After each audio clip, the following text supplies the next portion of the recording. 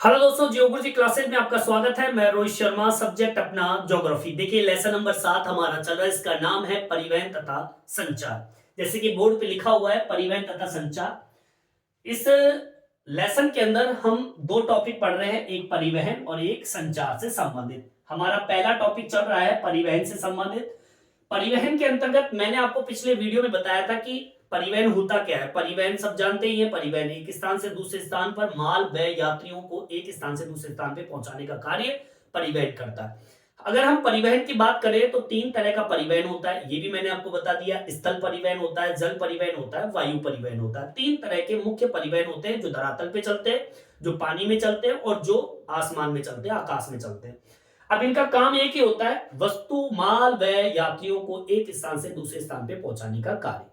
अब देखिए हमारा पहला बिंदु चल रहा है स्थल परिवहन के बारे में। स्थल परिवहन को भी हमने तीन भागों में विभाजित किया है। यहाँ पे देखिए, पहला सड़क, दूसरा रेल और तीसरा है पाइपलाइन। ठीक है, मतलब एक ऐसा परिवहन, स्थल परिवहन, जिसके अंतर्गत तीन परिवहन आते हैं। सड़क जो सड़कों पे चलते हैं, एक रेल के जरिए और एक पाइपलाइन के जरिए। मैंने मुख्यतः दो बिंदु जो है आपको पिछले वीडियो में मैंने बता दिया, आप जाके देख सकते हैं, पढ़ सकते हैं, पूरे नोट्स मैंने डाल रखे हैं। अब देखिए आज हमारा तीसरा बिंदु चलता है पाइपलाइन का। मैंने टॉपिक डाल दिया है। पाइपलाइन किसे कहते हैं सब जानते ही हैं। पाइपलाइन क्या होती है? देखिए पाइपलाइन एक ऐसी व्यवस्था है जिसके जरिए आप गैसीय अवस्था हो चाहे तरलीय अवस्था हो, इन दोनों पदार्थों गैसों को एक स्थान से दूसरे स्थान पर लाने ले जाने की प्रक्रिया कह दीजिए, एक सुविधाजनक परिवहन प्रणाली कह दीजिए। ठीक है, उसे हम पाइपलाइन के नाम से जानते हैं। अब इसमें शुरुआत कहां से करनी है? अब देखिए पाइपलाइन मुख्यतः अगर देखा जाए तो आर्थिक योगदान में सबसे ज्यादा पाइपलाइन किस जगह काम आती है? यहां काम आती है तेल तथा गैस पाइपलाइन के रूप में। ठीक है, मतलब अगर पाइपलाइन का उपयोग, सदुपयोग अगर बहुत बड़े स्तर पर अर्थव्यवस्था में अगर किया जाता है तो वो तेल और जो भी हमारी प्राकृतिक गैस है उसको लाने ले जाने में किया जाता है। अब इसकी एक छोटी सी परिभाषा भी मैं मेंशन कर देता हूं, या कह दीजिए तेल और गैस पाइपलाइन कह दीजिए, या फिर एक पाइपलाइन की एक परिभाषा कह दीजिए। ठीक है, इसको मैं मेंशन कर देता हूं। क्या लिखना है आपको? पाइपलाइन गैसों व तरल पदार्थों को एक स्थान से दूसरे स्थान पर लाने ले जाने की एक सुविधाजनक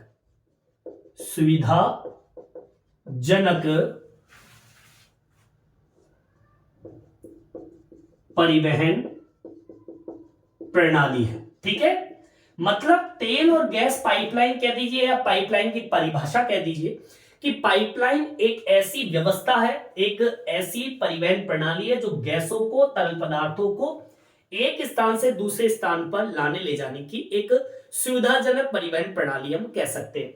अब देखिए पाइपलाइन का जो उपयोग होता है, अब पाइपलाइन का उपयोग मैं ये कहूं गैस अवस्था को और तरल अवस्था को लाने ले जाने में किया जाता है। अगर मैं यहां कह दूं कि ठोस पदार्थों का भी परिवहन किया जाता है तो एक बार तो आपके दिमाग में आएगा कि यार ठोस पदार्थों का परिवहन कैसे होगा?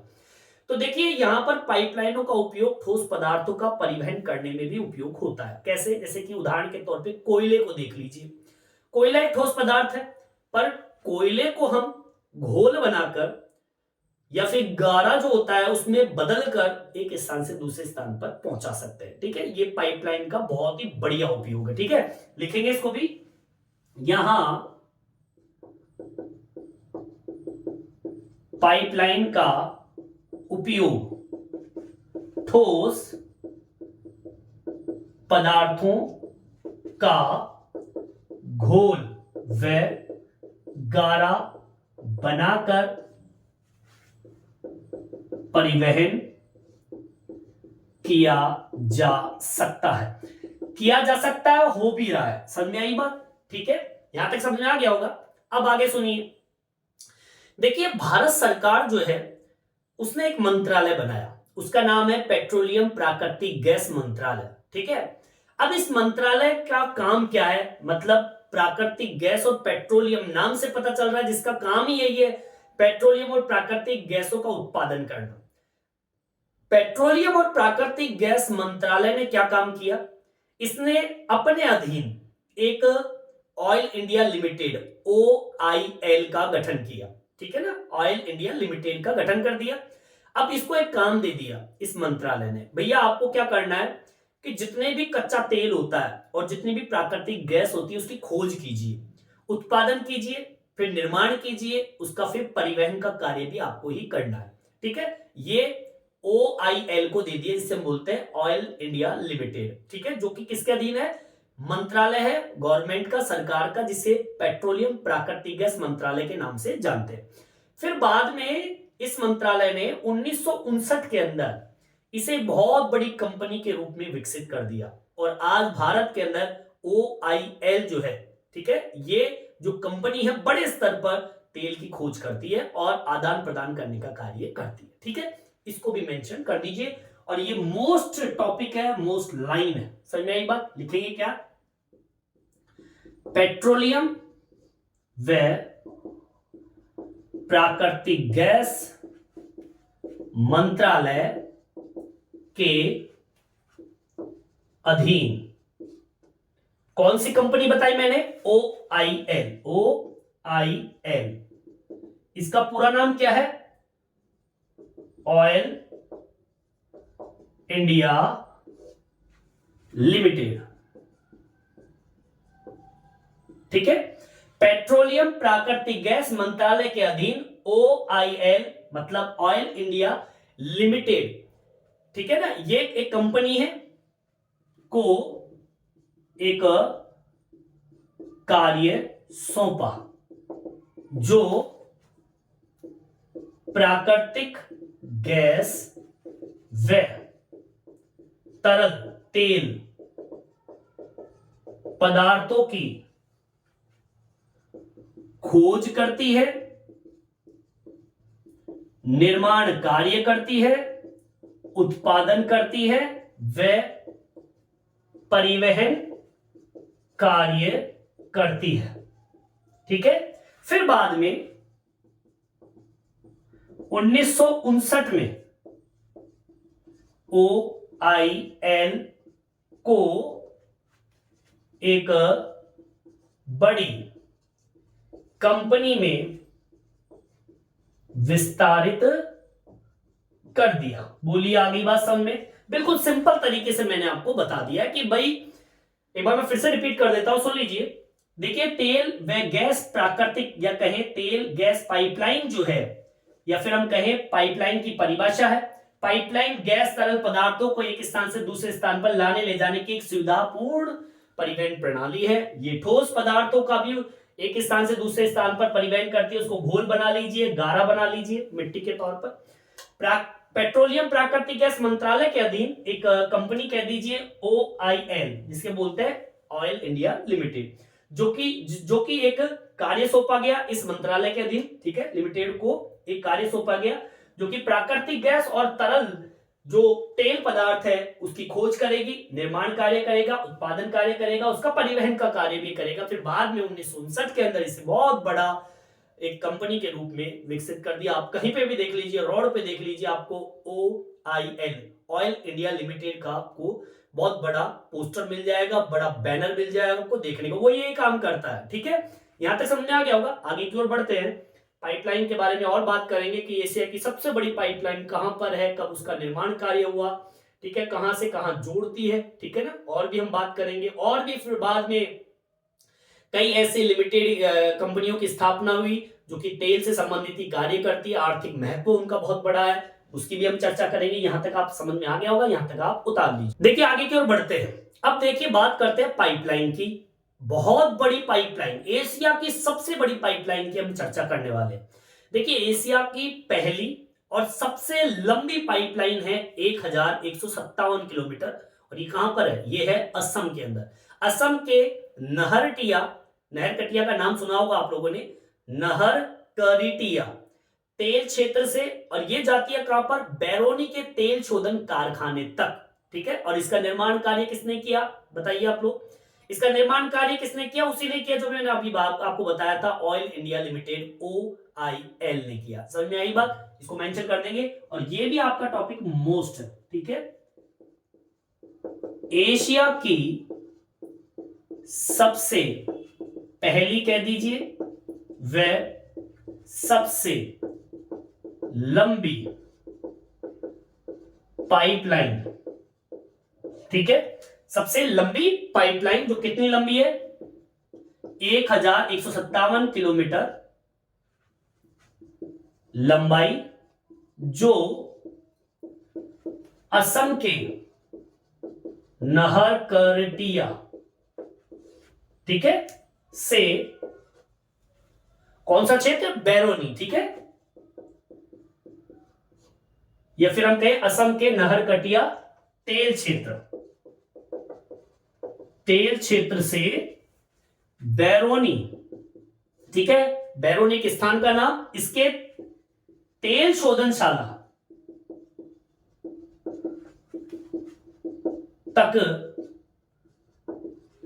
बनाई गई, जो कि OIL के द्वारा यह निर्माण कार्य पूरा किया गया। समझ में आई बात? मतलब यह कि एशिया के सबसे पहली सबसे लंबी पाइपलाइन, जो कि आपके 1157 किलोमीटर लंबाई है, जो कि असम के नहरटिया तेल क्षेत्र से चालू होती है, मतलब जहां से तेल निकलता है। असम का एक भाग है नहरकटिया, एक क्षेत्र का नाम है, यहां से तेल निकलता है। उस तेल को पाइपलाइन के जरिए कहां पहुंचाया जाता है? बैरोनी के तेल शोधनशाला, मतलब जहां पर तेल को साफ किया जाता है। शोधन का मतलब क्या होता है? साफ करना। तेल शोधनशाला तक, कारखाने तक, यहां तक पहुंचाया जाता है। अब इस पाइपलाइन का निर्माण किसने किया? इसका निर्माण किया था OIL, मतलब ऑयल इंडिया लिमिटेड ने इस पाइपलाइन का निर्माण कार्य किया था। फिर बाद में 1966 के अंदर इस पाइपलाइन को कानपुर तक विस्थापित कर दिया, मतलब और आगे की ओर बढ़ा दिया। इसको मेंशन कर देंगे। बाद में 1966 में इस पाइपलाइन को कानपुर तक विस्तारित कर दिया गया, ठीक है। फिर बाद में और भी इसको बढ़ा दिया गया। समझ में आई बात? ठीक है, आगे की ओर बढ़ते। अब देखिए धीरे धीरे हमारे इस चीज की मांग उठने लगी और OIL अपना तो काम कर रही थी, लेकिन और भी कंपनियों की हमें जरूरत पड़ी, जैसे कि गेल इंडिया लिमिटेड की स्थापना हुई 1984 के अंदर। और ये क्या काम करता था? ये प्राकृतिक गैस का परिवहन करता था, उसका प्रसंस्करण करता था और आर्थिक उपयोग के लिए, व्यापार के लिए ये इंडिया लिमिटेड स्थापना, गेल इंडिया लिमिटेड स्थापना, जिसकी स्थापना हमने 1984 में की थी। इस कंपनी का काम क्या था? गैस को पैदा करना, उत्पादन करना, उसका परिवहन करना, प्रसंस्करण करना और आर्थिक उपयोग के लिए व्यापारिक क्षेत्र से जोड़ने का काम इंडिया लिमिटेड ने किया। और भी इसके काम मैं आपको बताऊंगा, पहले हम इसको मेंशन कर देते हैं। क्या, कौन सी कंपनी बताई? गेल। इसको इस तरीके से मेंशन करेंगे आगे की ओर, आगे के समय में, ठीक है। यहां बात तक हो गया, मतलब यहां तक तो ये थी। फिर बाद में हमें और जरूरत पड़ी आगे के समय में गेल, ठीक है, गेल इंडिया लिमिटेड, इंडिया लिमी की स्थापना कब की गई थी? स्थापना 1984 में, जिसे कार्य दिया। अब जिसे क्या कार्य दिया? एक काम उसका था प्राकृतिक गैस का परिवहन करना, केवल प्राकृतिक गैस का परिवहन करेगी, ठीक है। उसका प्रसंस्करण करना, उसका उत्पादन करना, उसका परिवहन करना, ठीक है। उसका किस प्रकार से आर्थिक उपयोग किया जाता है, आर्थिक उपयोग करना, व बाजार से जोड़ना। ये काम किसको दिया गया? गेल इंडिया लिमिटेड को दिया गया। ठीक है, धीरे धीरे हमें आवश्यकता पड़ी बड़ी बड़ी कंपनियों की, तो हमने भारत सरकार जो पेट्रोलियम प्राकृतिक गैस मंत्रालय के अधीन है ये भी, और धीरे धीरे इनका निर्माण कार्य होता गया। भारत तो बहुत बड़ा देश है और उसको ऐसी कंपनियों की आवश्यकता थी, तो पहले तो OIL का गठन किया गया, ऑयल इंडिया लिमिटेड का, फिर बाद में गेल आ गया। ये भी चल रही है, ये भी चल रही है। इंडिया लिमिटेड की स्थापना 1984 में। इसका काम प्राकृतिक गैस का उत्पादन करना, परिवहन करना, प्रसंस्करण करना, आर्थिक उपयोग या फिर व्यापारिक दृष्टि से जुड़ने का काम आपका इंडिया लिमिटेड का था। ठीक है, चलिए आगे की ओर बढ़ेंगे। ठीक है, यहां तक समझ में आ गया होगा, यहां तक आप उतार लीजिए। देखिए आगे की ओर बढ़ते हैं। अभी मैं बार बार एक कंपनी का नाम ले रहा हूं, गेल का। गेल एक इंडिया लिमिटेड कंपनी है और इस कंपनी ने पहली बार 1700 किलोमीटर लंबी एक पाइपलाइन का निर्माण किया, जो कि गैस पाइपलाइन है, जिसका नाम है HVJ। इस कंपनी ने ही इसका निर्माण कार्य किया गया था। 1700 किलोमीटर लंबी थी ये, जिसे हम शॉर्ट में बोलते हैं इस पाइपलाइन का नाम HVJ। अब HVJ का पूरा नाम मैं बता दूं, हजीरा, विजयपुर और जगदीशपुर। ठीक है, ये एक क्रॉस कंट्री गैस पाइपलाइन है जो कि मुंबई हाई और बसीन गैस क्षेत्र को पश्चिम और उत्तर भारत के जितने भी विभिन्न उर्वरक, बिजली, औद्योगिक क्षेत्र है उनको जोड़ने का काम ये पाइपलाइन करती है। और इसका निर्माण किसने किया? गेल ने। ठीक है, इसको मेंशन करेंगे और ये भी आपका मोस्ट है, एग्जाम में पूछा जाता है, HVJ का पूरा नाम बताइए। ठीक है, अब देखिए गेल। ठीक है, गेल कौन सी? इंडिया, आगे बात समझ में, इंडिया लिमिटेड। गेल ने पहली पाइपलाइन 1700 किलोमीटर लंबी, ठीक है, और इस कंपनी का इस लाइन का क्या नाम बताया था मैंने? हजीरा। सही में यही बात, ये हिंदी नेम है हजीरा विजयपुर, और एक नाम और था जगदीशपुर।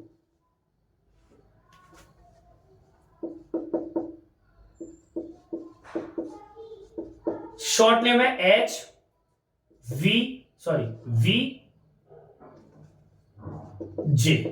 समझ में आई बात? गेल इंडिया लिमिटेड ने पहली पाइपलाइन 1700 किलोमीटर लंबी हजीरा विजयपुर जगदीशपुर, ठीक है, जो कि एक क्रॉस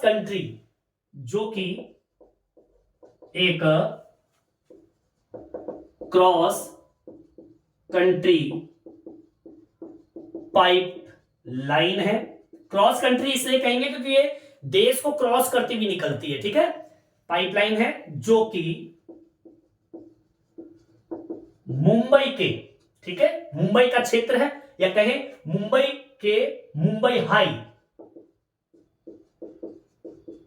से बसीन, ठीक है, बसीन गैस क्षेत्र है, ठीक है, गैस क्षेत्रों को आपस में जोड़ती हुई पश्चिम, ठीक है, भारत का जो पश्चिम भाग है, पश्चिम और उत्तरी भारत जो है, समझ में आई बात? ये जो पाइपलाइन है देखो कहां से गुजर रही है, हजीरा विजयपुर जगदीशपुर, नाम से पता चल रहा है ये एक क्रॉस कंट्री पाइपलाइन है जो कि मुंबई के मुंबई हाई से चालू होकर बसीन के तेल क्षेत्रों को, पश्चिम भारत का पश्चिम क्षेत्र और उत्तर भारत का जो विभिन्न भाग है के विभिन्न आपके उर्वरक जहां बनते हैं वहां तक ये पाइपलाइन जा रही है, जहां पर बिजली बनती है वहां तक ये पाइपलाइन जा रही है, और जितने भी औद्योगिक क्षेत्र है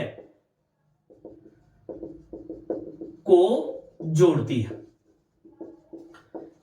ये इस पाइपलाइन का काम है। अब आपको एक और बात बता दूं, एग्जाम में पूछा जाता है HVJ का पूरा नाम, ये आपका मोस्ट लाइन है, एग्जाम में कई बार पूछा है, मोस्ट है, वेरी मोस्ट है, HVJ का पूरा नाम बताइए, तो आपको बताना है हजीरा विजयपुर जगदीशपुर, इसका नाम है। ठीक है, देखिए आगे की ओर बढ़ते हैं। अब मैं बात करता हूं थोड़ी सी पाइपों की लंबाई से संबंधित। देखिए गैस पाइपलाइन आप सब जानते हैं भारतीय गैस बाजार के विकास को गति प्रदान करती है। ऐसी क्रॉस कंट्री पाइपलाइन है जिसका नाम एचपीजे है। इसकी दूरी कितनी बताई मैंने, 1700 किलोमीटर। फिर ये तो अभी बैक समय की बात है, फिर थोड़ा समय बदला तो उसकी जो लंबाई है 18,500 करीब हो गया, 18,500 के करीब हो गया किलोमीटर। अब भविष्य के अंदर वर्तमान में पूर्वी राज्य जो है जहां से तेल निकलता है, उन पूर्वी राज्यों को देश के सभी क्षेत्रों से या सभी क्षेत्रों के बाजार जो है उनसे जोड़ दी जाएगी। और इसकी लंबाई जो है देखो पहले 1700 थी, 18,500 हो गई और भविष्य के अंदर 34,000 किलोमीटर पहुंचने की संभावना हो जाएगी। तो ये तो पाइपलाइन के वर्तमान भविष्य भूत की जैसी स्थिति है कि पहले क्या लाइन थी, अब कितनी बढ़ गई और वर्तमान में कितनी बढ़ जाएगी। तो ये समय के अकॉर्डिंग बढ़ेगी और विकास के अकॉर्डिंग बढ़ेगी, आवश्यकता के अकॉर्डिंग बढ़ती जाएगी। ठीक है, इसको इस लाइन को भी आप मेंशन कर दीजिए, लिखेंगे क्या, गैस पाइप लाइन भारतीय अर्थव्यवस्था बाजार को गति प्रदान करती है। ये सब जानते हैं। ठीक है, अब इसमें आपको मेंशन करना क्या है, आपको ये मेंशन करना है क्रॉस कंट्री पाइपलाइन की लंबाई 1700 किलोमीटर थी, आज 18,500 किलोमीटर हो गई और वर्तमान में पूर्वी राज्यों को देश भर के सभी बाजारों से जोड़कर इस गैस पाइप लाइन की लंबाई 34,000 किलोमीटर करने का अनुमान है। समझ आई बात। अब देखिए ये भी बहुत जरूरी है कि विकास जैसे जैसे होता जाएगा इनकी लंबाई जो है वो धीरे धीरे बढ़ती जाएगी। अब देखिए मैंने आपको दो चीज बताई है। दो चीज क्या बताई है, एक आपको OIL के बारे में, ठीक है, ये OIL जो है ऑयल इंडिया लिमिटेड, इसका काम तो क्या है, तेल और प्राकृतिक गैस का विकास करना। और दूसरी मैंने आपको बताई कौन सी, गेल इंडिया लिमिटेड, ये जो है किसका काम करती है, प्राकृतिक गैस का ही करती है केवल मात्र। ठीक है, ये जो ऑयल इंडिया लिमिटेड है ये तो तेल और प्राकृतिक गैस दोनों का विकास करती है, लेकिन जो गेल इंडिया लिमिटेड जो बनाई है ये केवल प्राकृतिक गैस का निर्माण कार्य करती है, मतलब उसके विकास में योगदान देती है। समझ आ गई होगी बात। और ये भी समझ में आ गया होगा कैसे कैसे क्रॉस कंट्री पाइपलाइन है, इसकी लंबाई जो है 1700 थी, आज वर्तमान में 18,500 बढ़कर हो गई है। और वर्तमान भविष्य और जो आएगा वो पूर्वी राज्यों को देश भर के सभी बाजारों से जोड़कर इस पाइपलाइन की लंबाई 34,000 किलोमीटर पहुंचाने की संभावना है, बढ़ेगी विकास को देखते हुए। ठीक है, तो यहीं पर अपना ये पाइपलाइन का टॉपिक कंप्लीट होता है। एग्जाम में ये क्वेश्चन बहुत आते हैं, न्यू टाइप के क्वेश्चन ज्यादातर इसमें से आते हैं। ठीक है, इस वीडियो में इतना ही। ये वीडियो आपको कैसा लगा कमेंट्स करके जरूर बताएं और मेरे चैनल को सब्सक्राइब जरूर से जरूर करें जिससे नए नए वीडियो आप तक पहुंचा सकूं। धन्यवाद।